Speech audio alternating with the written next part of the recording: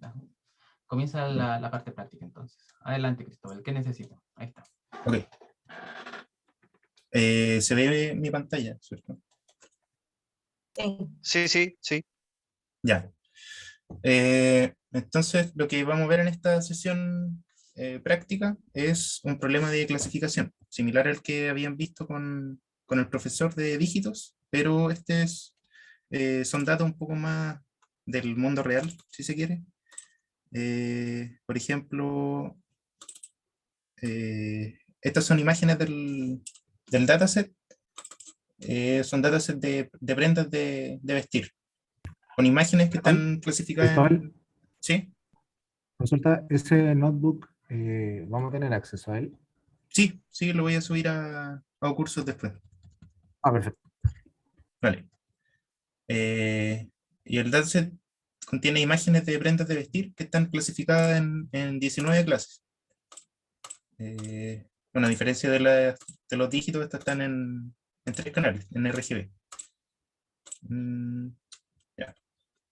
Esos son ejemplos de las imágenes y, bueno, si descargan el dataset, que va a estar acá en el notebook, eso también trae un archivo que se llama mapping, que tiene como un ID de cada clase y lo mapea al nombre de esa clase.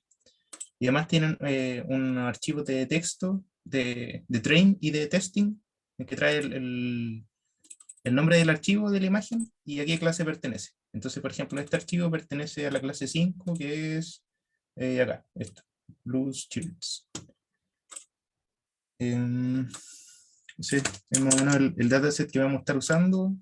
Y estamos usando una versión reducida del dataset que trae 31.000, casi 32.000 imágenes para entrenamiento y 1.900 para testear.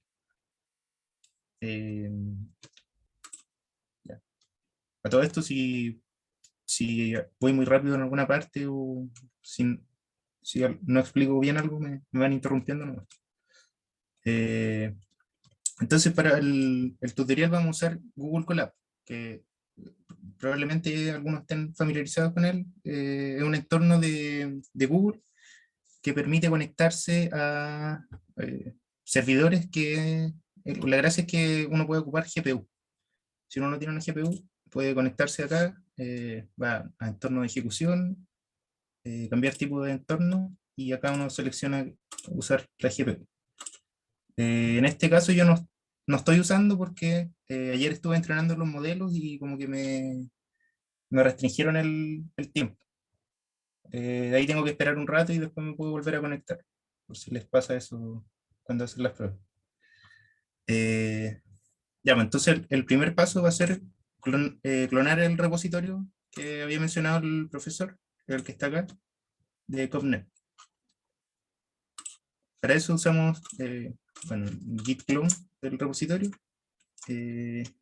Y acá Colab trae como un sistema de archivos y podemos ver que aquí ya está la carpeta, el directorio de CovNet con todos los subdirectorios, los archivos necesarios. Y además en Google Colab podemos usar los comandos de Unix que probablemente ya conozcan, como para moverse entre directorios, para mostrar los archivos, todas esas cosas. Entonces el primer paso va a ser crear ciertos directorios para guardar los snapshots de nuestro modelo, que son los pesos que se van entrenando en cada época. Bueno, este logs, que es bueno, esto no lo vamos a ver ahora, después quizás lo vamos a ver más adelante. Y un directorio para guardar los datos, que aún no lo hemos descargado. Ya, después, en este paso vamos a descargar los datos con un wget y aquí hay un link de Dropbox. Después vamos a descomprimir ese archivo y, bueno, para guardar un poco de espacio, borré el zip original. Y ahora en el directorio de los datos ya tenemos este archivo que tiene lo que le había mostrado antes. Tiene las imágenes. Bueno, son varias. Se me molesta un poco. Tiene las imágenes, tiene los archivos de test, de train, el archivo de mapping, todo eso. Y Cristóbal, una bueno, consulta. sí, dale.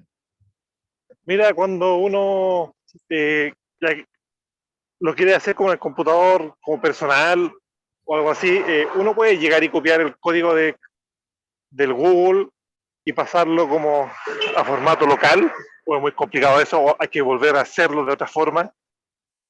No, no debería haber problema. O sea, esta parte de generar de preparar los datos y todo eso, probablemente va a cambiar un poco, pero al menos la parte para correr los scripts de Python, eso debería ser más o menos igual. No debería haber problema por ese lado. Eh,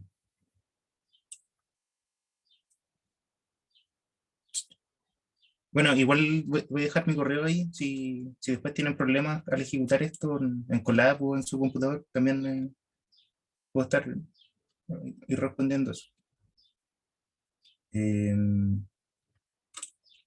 Ya, entonces acá lo que hice fue tomar estos archivos de los que vienen con el dataset, que tienen el nombre de cada archivo y bueno, por cómo está escrito el código, los convertí a un archivo que se llama simplemente test.txt y train.txt. Y aquí agregué como la ruta desde el directorio base al principio del nombre de los archivos. Ahí, esta parte. Pero eso después lo pueden ver con más calma en el repositorio. Y acá, ¿sí? ¿Alguna duda? Sí, mira, lo que pasa es que yo aquí en el SIT, bueno, algo que tenemos ahí en el Duoc, es que estamos haciendo reconocimiento de imágenes en un Raspberry, ¿Ya? pero conectándome como a Amazon, ¿ya? Como por simplicidad. Pero Ya. eventualmente sería bueno como a lo mejor hacerlo en el mismo Raspberry. No sé si es posible algo así. Sí, depende de qué tan complicado es el modelo, porque en general para entrenar estas cosas uno necesita una GPU. Y entiendo que la Raspberry no sé si se le puede conectar alguna, pero Ah, ya, no, pero yo Perdón, digo como usar el modelo entrenado ya. Usar el claro. entrenado en la Raspberry. No entrenar ahí, sino que usarlo Ya, entrenado. sí, creo que podría funcionar si es que el modelo no es demasiado monstruoso. Creo que podría correr ahí. sí, Ok, normalmente gracias. en la Raspberry funcionan los modelos, pero tiene que ver con el uso de la memoria, ¿no? O sea, si está limitado en memoria, tu modelo tiene que alcanzar en la memoria que tienes. Esa es la limitación. De ahí, normalmente la Raspberry tiene un entorno Linux, así que es lo mejor, lo más ideal, así que debía funcionar. Vale, gracias. Ya. Em, ya, entonces la primera parte del código es crear unos archivos que son propios de TensorFlow, que se llaman TF Records, que son unos archivos que guardan los datos en un formato binario y permiten hacer operaciones súper eficientes después para entrenar y para predecir. Y para eso, aquí en el tutorial, lo que vamos a hacer es modificar el archivo, este archivo de aquí, de configuración. Eh, este, este validation steps está en 100, en este archivo que ya venía como preconfigurado. Y eso lo vamos a cambiar porque este 100 es para como el dataset completo. El dataset completo que tenía como 100.000 imágenes, pero como este ya es más chiquitito, este validation steps es igual al, al número de imágenes de validación dividido por el tamaño del batch. Y eso da 30 en nuestro caso. Bueno, igual en el repositorio están explicados, y en el tutorial que mandó el profesor delante, aparecen explicados cada uno de estos parámetros para que se entiendan mejor. También vamos a cambiar el directorio de Snapshot, que es donde se van a ir guardando como los pesos Perdón, después de cada Cristóbal, época. ¿Sí? el link del collab, ¿lo puedes poner en el chat, por favor? Sí. ¿O dónde lo pusiste? A ver. ¿O en un curso lo pusiste? No, aún no lo subo, No, sí, pero debería claro, ser. porque ellos tienen que replicarlo. Ellos tienen que replicarlo, me olvidé. O sea, claro, tienen que seguir todo lo que vas haciendo.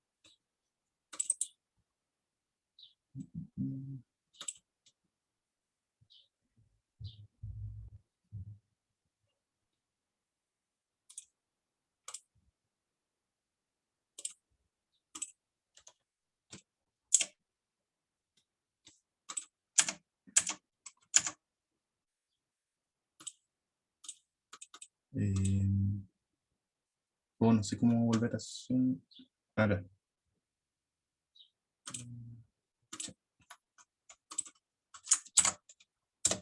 Ya, ahí lo compartí por el chat de Google Drive. Igual después lo voy a subir a un curso.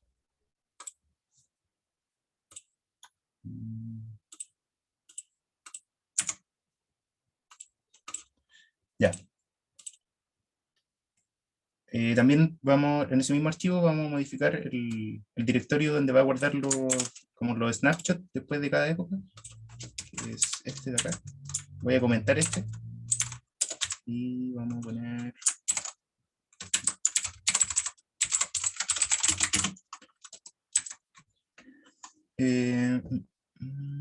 ya, y también el directorio de los datos, de dónde están los datos, ese también lo vamos a modificar. Que es el que está aquí, vamos a comentar ese y vamos a dejar ese. Cuando uno inicia sesión en Google Colab, por defecto, uno está en la carpeta /content. Entonces, cuando clonamos el repositorio y todo eso, quedó aquí en content y comnet 2.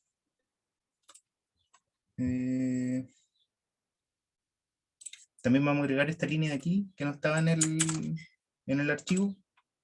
Eso ya es un poco más un poco más específico del código, pero después con calma lo pueden ir viendo. Y vamos a comentar esta línea de acá, que es lo que mostró el profesor delante, que era de si queríamos cargar o no un checkpoint del modelo.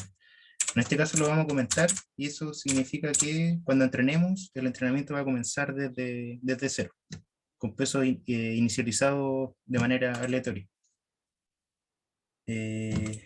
Bueno, y con todos esos cambios ya podemos usar este código de acá para crear los TF records.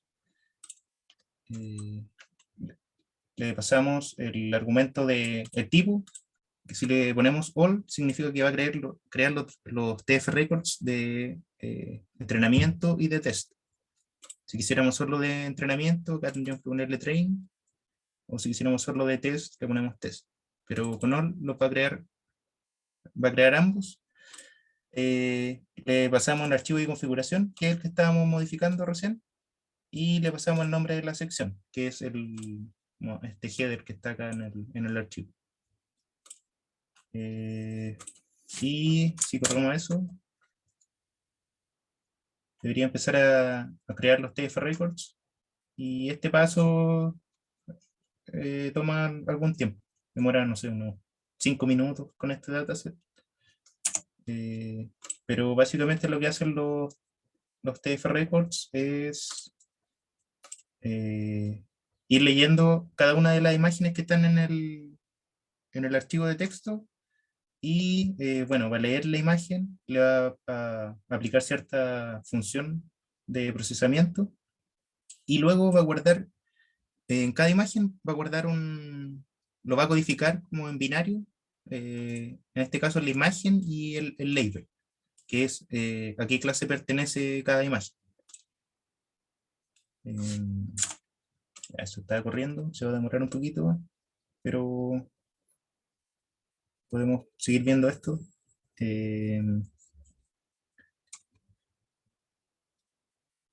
Ya. El primer caso que había visto acá en el tutorial fue entrenar un modelo AlexNet sobre los datos que ya, los TF Records que habíamos creado anteriormente. Y para usar esta AlexNet, se usa un archivo de train, que está acá, se llama train simple. Lo voy a ver acá mejor. Que recibe ciertos argumentos como, bueno, un archivo de configuración, que es el mismo que estábamos hablando antes. El nombre de la sección, que también ya lo habíamos visto. El modo, esto es si queremos entrenar, si queremos predecir, o si queremos, este modo predict nos permite pasarle una imagen y que nos diga a qué clase pertenece. Y además nos da la opción de guardar el modelo. Modelo ya entrenado. Después lo que hace es, bueno, lo que hace es cargar los datos que se generan cuando uno crea los TF Records, que son estos archivos de aquí, de media y del tamaño de la imagen, porque cuando uno empieza a entrenar el modelo, al momento de procesar las imágenes, lo que va a hacer es normalizar la imagen, le va como a restar la media de todo el dataset. Eso en general le ayuda a que se entrene mejor el modelo, o converja más rápido. Bueno, acá, bueno, en este paso se leen los archivos de los TF Records que creamos, y esta es la gracia de usar estos archivos de TF Records, que podemos usar, por ejemplo, un shuffle, podemos desordenar aleatoriamente los datos para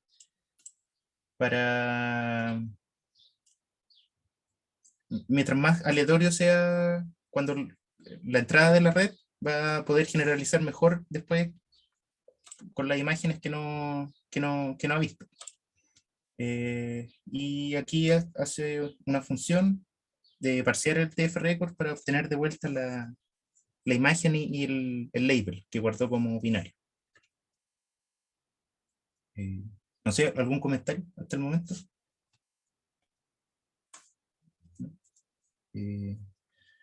Bueno, y eso de cargar los TF Records lo hace para los datos de train y de test.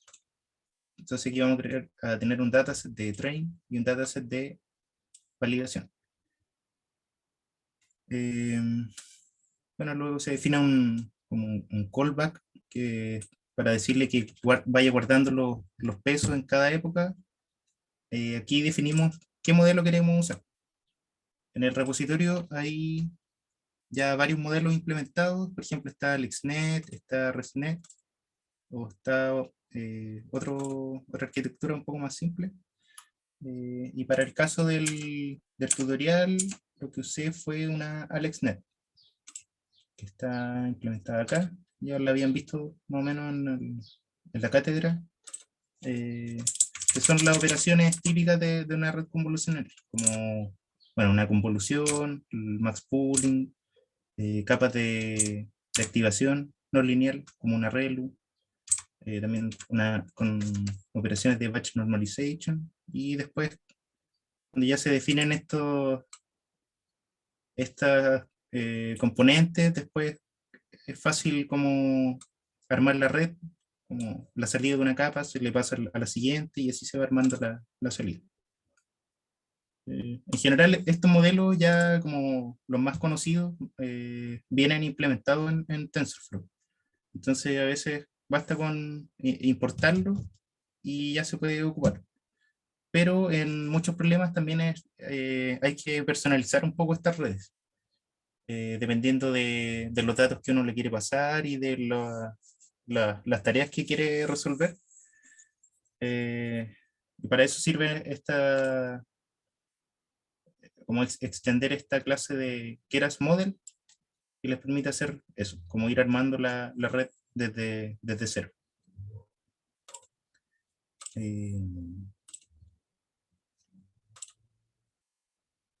Entonces, para el ejemplo del tutorial vamos a agregar estas dos líneas. Aquí le estamos indicando que vamos a usar un modelo AlexNet. Y bueno, aquí le estamos pasando una imagen o sea, una función que procesa los datos, la imagen. Y esto lo vamos a agregar acá. Bueno, esto ya estaba aquí, pero podemos comentar lo que estaba aquí. Y ahí ya tenemos nuestro modelo, que es AlexNet, y la función de procesamiento. Y bueno, luego se define como el input de la red, que es, se le pasa qué tamaño va a tener la entrada. En el caso del ejemplo que estamos viendo, en la entrada de la red le vamos a pasar una imagen de 224 por 224.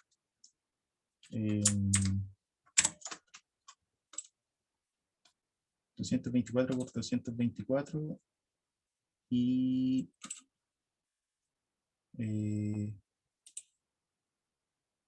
bueno, acá definimos el optimizador. Eso tiene que ver con qué método voy a usar para resolver el problema de optimización, que significa, bueno, en general los problemas de Machine Learning son problemas de optimización en que uno tiene una función de costo y tiene ciertos pesos. Y uno quiere como ajustar esos pesos de cierta forma para minimizar la función de costo. Y hay distintos métodos para hacer eso. Por ejemplo, el método de Adam o descenso de gradiente estocástico. Y en este caso vamos a usar ese, el descenso de gradiente, con ciertos parámetros que, bueno, quizá esto después en la próxima clase, quizá van a ver un poco de eso. Acá se compila el modelo, como se le pasa el optimizador que definimos, se le pasa una función de pérdida, que es la que queremos optimizar, y esa función para los problemas de clasificación, típicamente lo que se usa es una función de entropía cruzada. Disculpa, Cristóbal, una consulta quiero hacer. ¿Sí? ¿Ustedes el cross entropy, binary cross entropy, lo vieron en el módulo anterior? ¿Vieron? Sí, sí, lo revisamos. Ah, perfecto, gracias. Entonces, está bien. En todo caso, claro, como dice Cristóbal, seguramente también han visto diferentes optimizadores, SGD, Adam,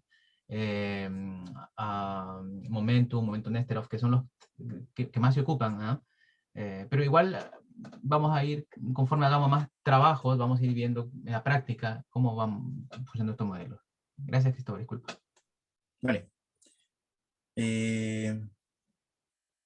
Claro, como este es un problema de clasificación, estamos usando esta función de pérdida en particular. Si fuera un problema de, no sé, de detección de objetos, de segmentación, esta función de pérdida habría que cambiarla. Esto depende de la tarea que estamos resolviendo. Bueno, y las métricas que tienen que ver con como, de qué porcentaje de los datos es capaz de predecir correctamente.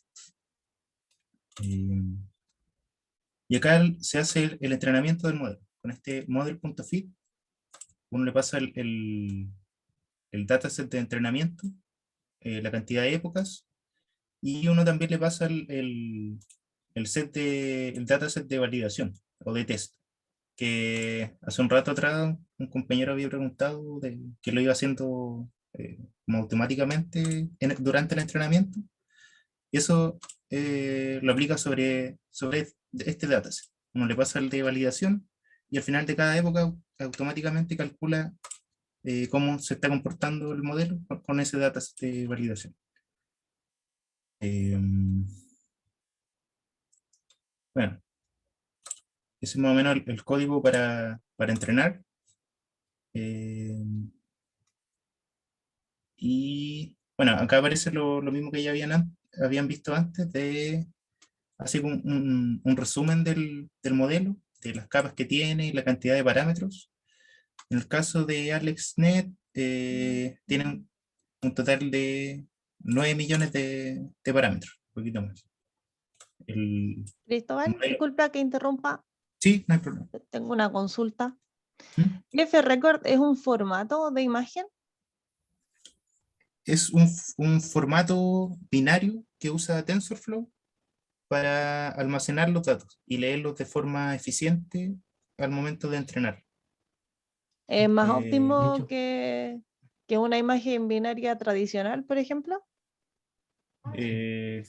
Sí, debería ser, porque te permite hacer estas operaciones que habíamos visto acá, como para hacer el shuffle y ese tipo de cosas. y Lo hace formar muy, los muy batches. eficiente. Sí, Sí. también va formando los batches automáticamente en cada época. Ah, ya. Entonces, Cristóbal, para que sí, tengan, disculpa, solo para que tengan, disculpa que interrumpa, disculpa, para que tengan una idea, ¿podrías mostrar el código en data donde llamamos esa función que construye el TF-Record? El TF-Record no es un formato de imagen, es un formato binario que se sugiere en TensorFlow, ¿ya? De Google. No para guardar la imagen, sino para guardar la data que vas a procesar, que pueden ser imágenes, pueden ser textos, pueden ser diversos tipos. ¿Ok? Entonces, perfecto. en el entrenamiento uno va leyendo batches, va leyendo, digamos, data para alimentar a la red. Entonces, para que eso sea más eficiente, se sugiere guardar esta data antes en un formato de TF-Record, que es bastante óptimo. Y lo pueden replicar en cualquier tarea. De hecho, mis estudiantes cuando no lo hacían con TF-Record notaban diferencias. Entonces, aquí en esta línea, en la línea de data, hay un código en el que uno crea los TF-Records a partir de la lista de imágenes. ¿Se acuerdan que mostramos una lista de imágenes de training test? Entonces, cuando uno recorre esas imágenes, las procesa, las lee y las guarda en TF-Record. Esta línea que está mostrando Cristóbal, lo que está haciendo es crear aquí el example, que es como la fila, diríamos, y más abajo hay un write, hay la línea 142, o un write, en donde se copia al archivo en forma serializada, ¿no? Eso es lo que hace. Entonces, cuando tienen ese formato, leerlo, procesarlo, es muy eficiente. Hay módulos para eso. Nosotros preferimos hacerlo esto básicamente por eficiencia. Cuando Cristóbal mostró la carpeta donde está generando el modelo, hay una carpeta donde genera los TF-Records, ¿no es cierto? Ahí ustedes van a ver el archivo que se crea. Eso. Sí, Cristóbal, gracias. ya, Gracias. vale. Sí, claro, aquí lo que hace es, bueno, para este ejemplo de clasificación, toma la imagen y la convierte aquí, como la serializa para que quede en un formato binario, igual que la etiqueta.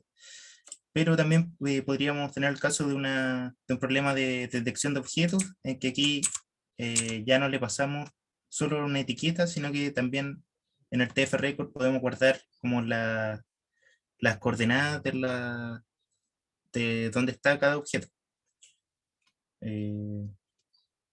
Así que claro, aquí se puede guardar casi cualquier información, pero esa es la gracia, que nos permite hacer ciertas operaciones de forma mucho más eficiente. Porque cuando uno está entrenando con un dataset muy grande o tiene que entrenar con muchas épocas, como esas diferencias de tiempo se empiezan a notar. Por eso es importante hacerlo lo más eficiente posible.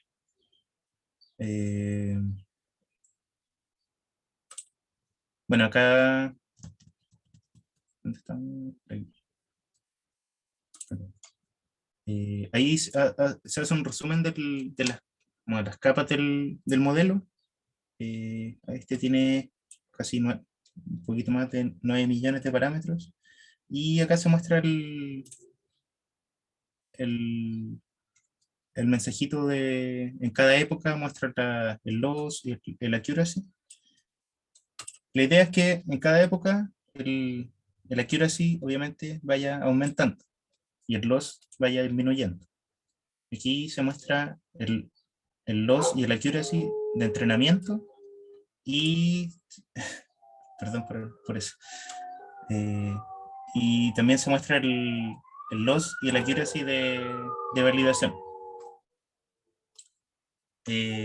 Aquí hice el entrenamiento por 20 épocas y si se fijan aquí el accuracy de entrenamiento es del 99%, que uno pensaría que eso está súper bien, pero si uno mira el de validación es casi un 50%, menos del 50%. ¿Qué significa eso? Que el modelo se sobreajustó a los datos de entrenamiento.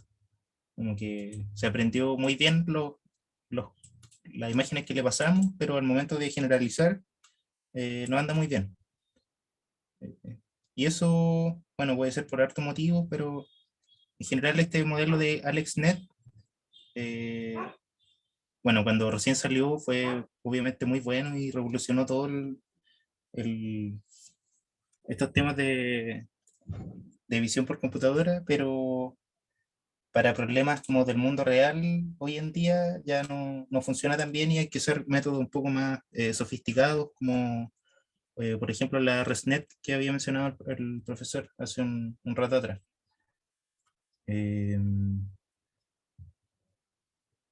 Bueno, y para testear acá después se cargan los...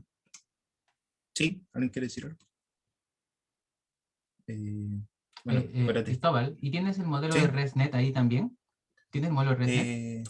Sí, lo tenía acá en otro... No, pero podría mostrarle el desempeño, cuánto logra con ResNet y luego como motivación para que la siguiente clase jueves se presten atención a cómo es un modelo ResNet. Ya, sí, con una ResNet 34, bueno, este modelo es mucho más profundo que el de AlexNet. Tiene muchos más El parámetros, doble, ¿no? si se fijan. Claro. Acá la cantidad de parámetros es más de 21 millones. Y por lo tanto es más pesado y se demora más en entrenar también. Por ejemplo, con este modelo, con un AlexNet, al entrenarlo por 20 épocas, se demoró algo así como 1 hora con este dataset. Y al entrenar la ResNet se demora poco menos de 2 horas, por lo que recuerdo. Pero si se fijan acá los resultados, al entrenar también por 20 épocas, el accuracy es de 63%. Ese fue el accuracy que me dio con la ResNet, versus el 0.47, el 47% que daba con AlexNet. O sea, el rendimiento de la ResNet es mucho mejor que el de la AlexNet en este caso.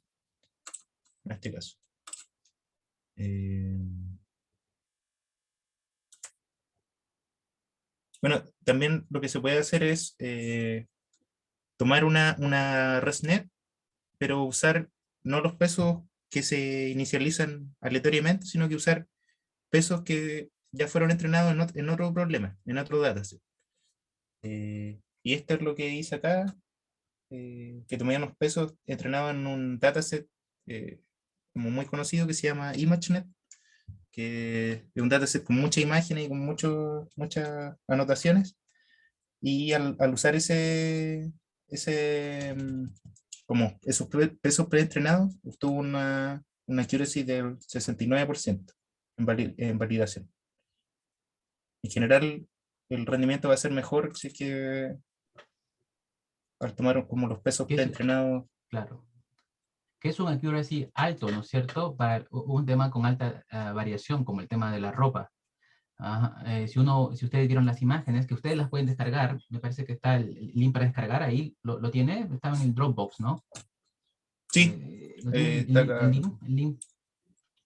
Ustedes pueden Sí, replicar aquí está. pueden replicar ese ejercicio, y eso que el entrenamiento fue con un conjunto pequeño, ¿no? Si utilizan más datos, va a ir mejor, porque el problema tiene alta variabilidad.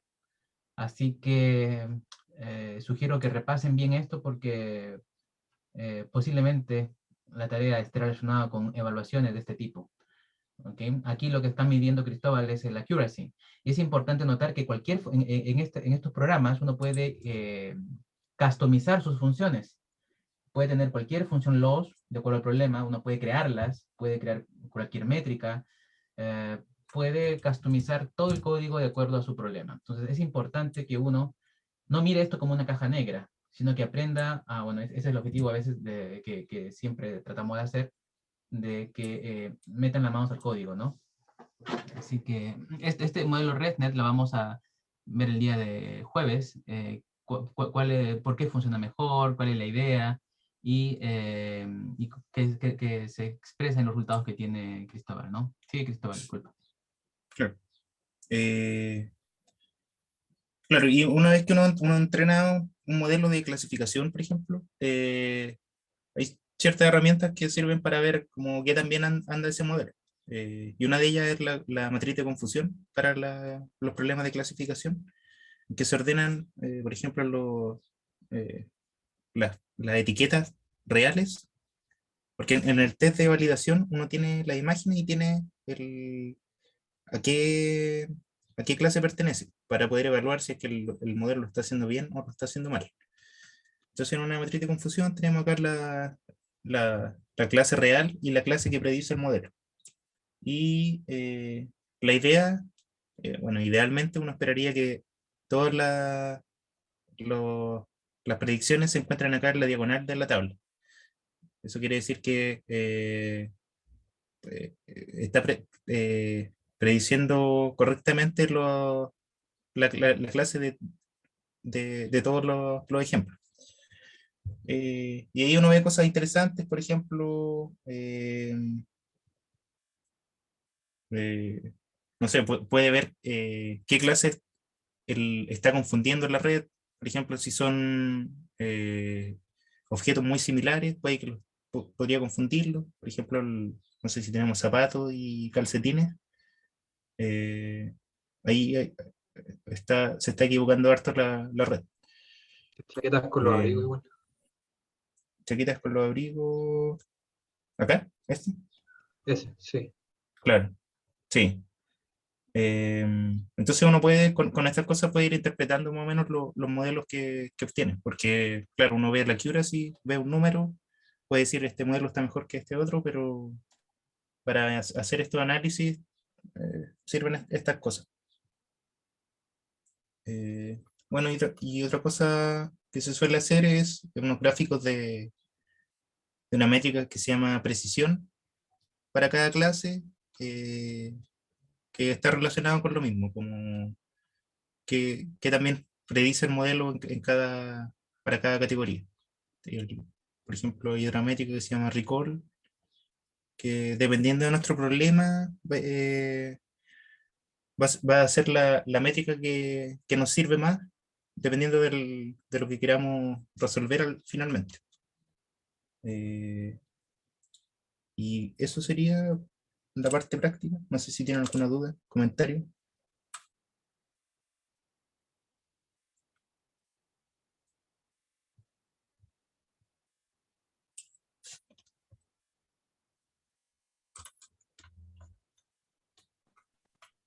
Hola Cristóbal, consulta, esto tú lo vas a subir a la plataforma y los cambios que hiciste, que tú fuiste diciendo, ¿los tenemos que replicar nosotros o los vas a subir ya con los cambios replicados? Sí, voy a subir estos archivos, este notebook a cursos, y lo de los cambios a los archivos, eh, tal como está el tutorial, tendrían que hacerlo ustedes. Por ejemplo, toman este archivo y, bueno, Colab tiene la gracia que trae un editor incorporado. Entonces, por ejemplo, pinchen este archivo y lo abre directamente en una pestañita, y ahí pueden hacer las modificaciones que están todas indicadas acá en el notebook. Ok, La otra opción, para no tener que estar modificando como en cada vez que inician sesión en Colab, es descargar el repositorio, modificarlo en su computador y después subir esa versión modificada a Google Drive. Y después se puede montar el contenido de Google Drive acá en Colab, y así se evitan tener que estar modificando como cada vez que inician sesión, estar modificando los archivos. Yo estoy súper tentado de correr esto en mi máquina. Pero Ya. sí, no sé Y, qué tan rompe GPU. Igual corre una y- 2060, pero no sé si me la va a ¿Cuántas aguantar. GPU tienes? y- Tengo dos, tengo la de la clásica Intel, que es la salida de la pantalla, y tengo la otra con la que juego. Pero ¿La que y tiene de con la que cuánto juegas es esa? ¿De en cuánta memoria? Nvidia? sí, es una 2060 RTX, no sé, yo creo que por espacio me va a alcanzar. Creo que tiene 6 gigas, 6, 8 gigas, no sé. Ah, Pero suficiente, Además, sí. sí, suficiente. Estos modelos son pequeños. Estos modelos, de sí. hecho, corren en una con 4 gigas. El tema es que es un Así notebook, que entonces no quiero que se te sobrecaliente. calienta. Sí, eso. Sí, se calienta. El notebook se calienta. No, notebook no lo recomiendo, se calienta. Sí. Sí, yo en algún momento Mm. hice pruebas en mi computador que tiene una GPU de 2 gigas, y incluso ahí podía correr. Lo que sí, por ejemplo, el tamaño del batch tenía que reducirlo para que alcanzara la memoria. Entonces hay que ir jugando un poco con eso. Se puede reducir el tamaño del batch si es que no Bueno, te alcanza la memoria, vale. o el tamaño de la entrada de la red también se puede reducir. Ya, pero ya sé calcular parámetros y peso, así que lo puedo estimar. Claro, sí.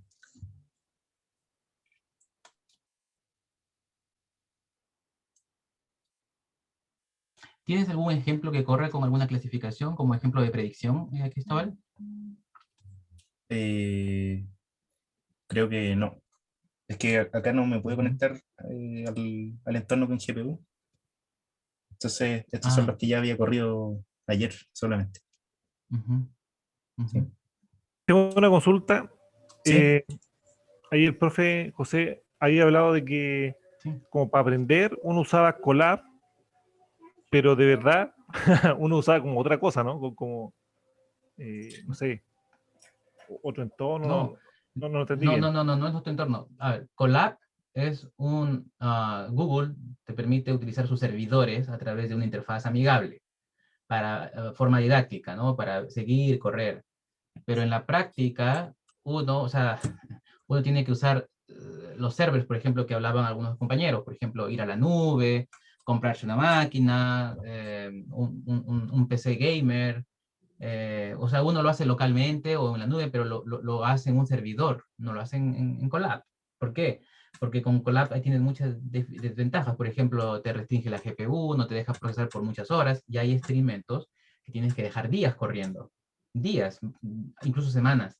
Entonces, Colab tiene su limitación porque es un entorno educativo, ¿no? Esa es la gracia de Colab, es un entorno educativo, pero lo mismo que está aquí se hace porque es el mismo código. Los resultados van a ser los Ah, ok. mismos. No cambia nada, solamente es donde estoy corriendo. Aquí es un Colab servidor por debajo, pero con un front-end, digamos, atractivo, más didáctico. Pero ustedes vieron cuando yo expliqué que yo lo corro en mi servidor, con comandos, yendo al código directamente, incluso estaba usando VI, ¿no es cierto?, para editar, porque estás remotamente. Eso es la diferencia, pero en el fondo no hay diferencia, porque finalmente es los mismos archivos, mismos resultados, ¿no? Ah, Menos ya, que ok, eso. entiendo. Misma librería, La otra, con lo otro Python es y que todo tienes eso. que configurar tu server con Python y TensorFlow, ¿no? Pero es muy fácil, ¿ah? Hoy en día, instalar TensorFlow a través de incluso de Anaconda, ¿no? Creas tu ambiente Conda con Python. Yo estoy usando Python 3.8 y pip install TensorFlow 2.4 y te instala, ¿no? O TensorFlow GPU. Es muy fácil. Sí. Ok, Claro, un gracias. tema de recursos más que nada, porque, claro, como decía el profe, uno tiene hartas limitaciones acá en Colab, por ejemplo, el tamaño de disco tampoco es muy grande. Acá, después de descargar los datos, quedan como, no sé, 50 gigas disponibles.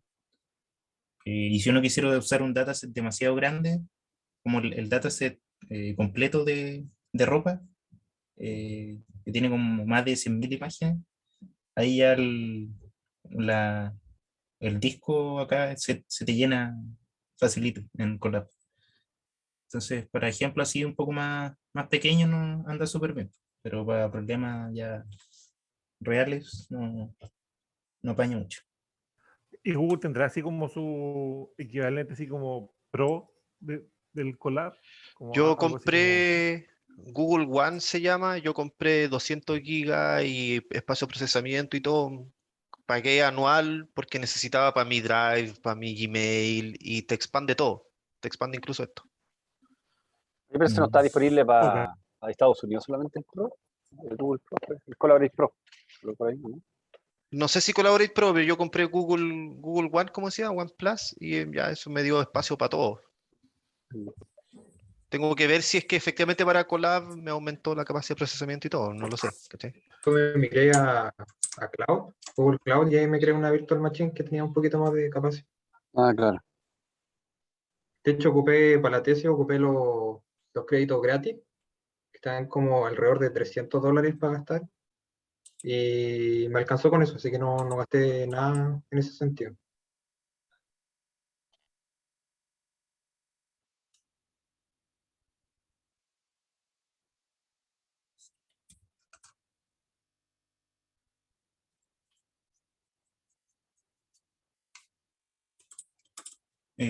Bueno, aprovechando bien unos pocos minutitos, iba a mostrar que por tiempo no alcancé a mostrar este notebook, pero era para mostrar un poco lo que van aprendiendo las redes en las distintas capas. Por ejemplo, bueno, esto no lo alcanzaron a ver, el modelo de ResNet, pero es muy similar a lo que ya habían visto que tenemos una red, tiene una entrada y eso va pasando como secuencialmente por ciertas capas convolucionales y todo eso.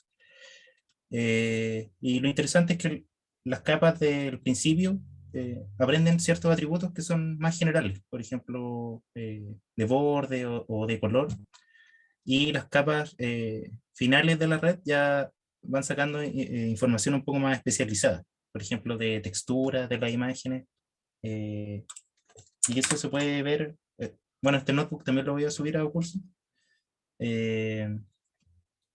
Aquí se muestra, este era de color. Ya.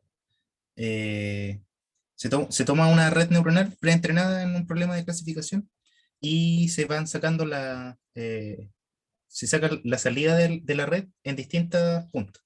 Por ejemplo, para ver se puede asociar con el color unas capas del principio, por ejemplo, la salida de una de estas, y para ver las texturas se puede tomar la salida de una de estas redes. Y con eso se extraen distintos atributos y se puede hacer, por ejemplo, una búsqueda por similitud. Bueno, se tiene un catálogo de imágenes, se pasan todas esas imágenes para obtener sus características y después se ve, una vez que ya tenemos ese vector largo que mencionaba el profe, se ve cuáles son más similares, como con ciertas métricas de distancia entre vectores.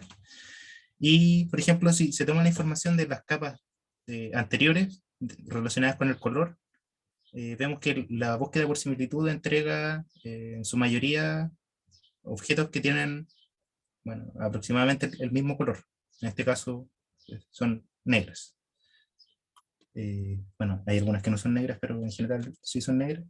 En cambio, si uno toma la salida de capas de más al final y hace la misma búsqueda por similitud, obtiene cosas como de más alto nivel, si se quiere, que ya empieza a detectar texturas. Por ejemplo, esta polera tiene manchitas y bueno, este vestido de acá no es del mismo color, pero sí también tiene puntitos y por eso como tiene una textura similar, los vectores también son parecidos. Yo como puedo mostrar que las capas de la red en distintos niveles van aprendiendo características distintas. Después voy a subir esto y lo pueden ver con más calma. Eso.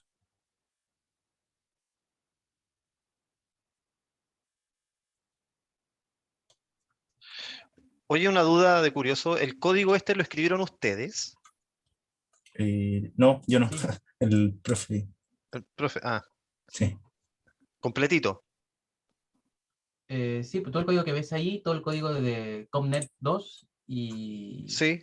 Visual Attributes y todo lo que vamos a ver, sí.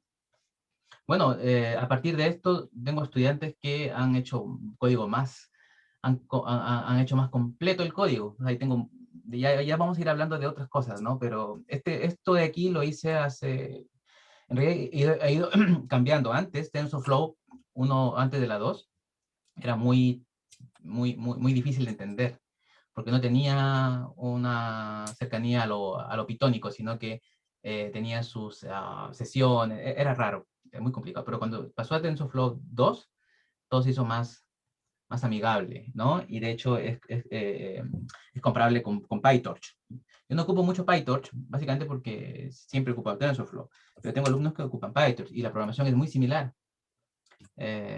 Así que cuando uno organiza sus módulos, sus clases, todo sale más interesante, no es tan complicado. Entonces, a partir de estos Sí, códigos, por ejemplo, ¿cómo se llama? Que Cristóbal, a partir de esto ha hecho un modelo grande para detección de objetos, que ya más adelante comentaremos un poquito, ¿no? Como cosas del estado del arte. Pero sí, ¿qué más quería comentar? nada, es que preguntaba porque se nota cuando el código lo hacen con el amor al código. Me refiero a que tiene el comentario donde tiene que ir, las variables tienen una mnemotecnia decente que permite identificar para qué es cada variable, no es como mirar el código productivo de jQuery, por ejemplo, que es un código bien ofuscado. Este Claro. código no tiene cero ofuscación, por eso lo digo, lo menciono. No, sí, Sí. esa no es la idea. La idea es completamente opuesta a la ofuscación. Al contrario, es que es didáctica. Es Sí, hacerlo entendible, que lo pueda por eso entender. lo mencioné, porque se nota en el código eso. Entonces, no va a ser muy complejo seguirlo. Qué bueno, qué bueno. Consulta, si yo quiero hacer ahí una red como para reconocer rostros, pero exactos, como no sé, tal persona con tal nombre. ¿Es como se hace de la misma forma? Porque esto es como generalización, ¿no? Pero ¿qué pasa cuando quiero hacerlo como particular? Que me reconozca, no sé, a mí, a José, a Fabián, que están aquí. ¿Cómo se Ah, hace eso? de hecho, vamos a hablar de eso en la próxima clase porque tiene que ver con búsqueda por similitud. Lo hicimos, experimentamos, o sea, tenemos modelos que hacen esto, es que tú tienes una imagen, generas un vector, o sea, hay dos formas, pero que la primera no es escalable, que es entrenar un modelo para la gente que tú quieres clasificar. O sea, entrenemos un modelo para Juan, para Pedro y para Andrés. Eso te sobreajusta a esas clases y no te generaliza.